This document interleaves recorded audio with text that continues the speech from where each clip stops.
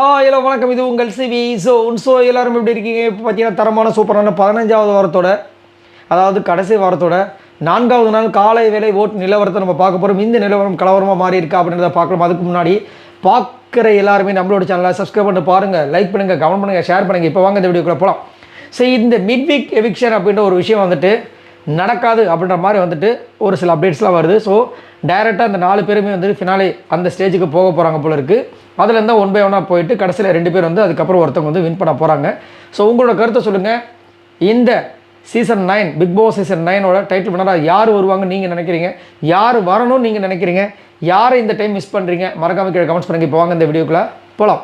First பிளேஸில் யார் இருக்கா அப்படி பற்றி நம்மளுடைய திவ்யா இருக்காங்க. இவங்க எவ்வளோ ஓட்ஸ் வாங்கியிருக்காங்க அப்படி பார்த்தீங்கன்னா 2,22,100 ஓட்ஸ் வாங்கியிருக்காங்க. ஓட்டிங் பர்சன்டேஜ் பார்த்தீங்கன்னா 82.48. ஸோ திவ்யா பயங்கரமாக ஓட்டு வந்து தாறுமாறாக வந்துட்டுருக்கு. அது மட்டும் இல்லாமல் திவ்யாவுக்கு தான் வந்துட்டு இந்த சீசன் 9 டைட்டில் வின்னரும் வரப்போகிறது அப்படின்ற மாதிரியும் சொல்லிட்டு இருக்காங்க. அது மட்டும் இல்லாமல் நேற்று திவ்யா அழுத விஷயங்கள் பயங்கரமாக வந்துட்டு நிறைய பேர் வந்து ரொம்ப ஃபீல் பண்ணிலாம் போட்டிருந்தாங்க. பாவம், அவங்களுக்கு ஃப்ரெண்டே இல்லைன்னு சொல்லிட்டாங்க. அவங்க ரொம்ப வந்துட்டு இவங்களை நம்பினாங்க, சாண்ட்ரா நம்பினாங்க, அவங்க இப்படி ஏமாற்றிட்டாங்களே அப்படின்லாம் சொல்லி ஃபீல் பண்ணியிருப்பாங்க. கடைசியில் வந்து சாண்ட்ரா வந்து மன்னிப்பு கேட்டிருப்பாங்க. அதை நிறைய பேர் வந்து இன்னுமே வந்து அது நான் நம்புற மாதிரி இல்லைங்க, அவங்க ஏதோ ட்ராமா பண்ணுற மாதிரி இருக்குது அப்படின்ற மாதிரிலாம் சொல்கிறாங்க.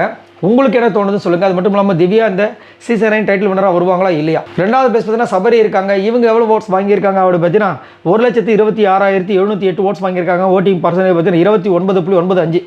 ஸோ சபரி நல்ல ஒரு பிளேயராக இருப்பார்னு அப்படி ரொம்ப ஆவலை எதிர்பார்த்துட்டு இருந்தோம். ஸ்டார்டிங்கில் சூப்பராக இருந்தார். பட் அப்படியே கொஞ்சம் கொஞ்சமாக இதுவாகிடுச்சு, டைவர்ட் ஆகிடுச்சு.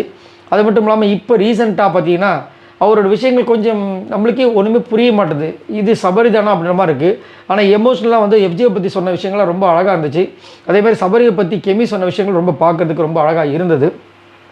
அது மட்டும் இல்லாமல் ஃபஸ்ட்டே வந்து சபரி ரொம்ப அழகாக வந்து பிளேவை எடுத்துகிட்டு போயிருந்தாருன்னா கண்டிப்பாக இந்த வாட்டி சீசன் 9 டைட்டில் வின்னராக இவர் கூட வந்திருக்கலாம். ஆனால் அவருடைய பிளே எங்கேயோ வந்து மிஸ் ஆகிடுச்சு.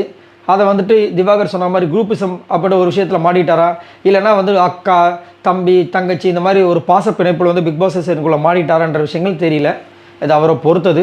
மூணாவது பேஸ் பார்த்தீங்கன்னா விக்ரம் இருக்காங்க. இவங்க எவ்வளோ ஓட்ஸ் வாங்கியிருக்காங்க அப்படி பார்த்தீங்கன்னா 40,676 ஓட்ஸ் வாங்கியிருக்காங்க. ஓட்டிங் பர்சன்டேஜ் பார்த்தீங்கன்னா 9.62. ஃபினாலே வாரத்தில் இருக்காங்க. பட் விக்ரமுக்கு ஓட்டு இல்லை. கொடுமையை பார்த்தீங்களா?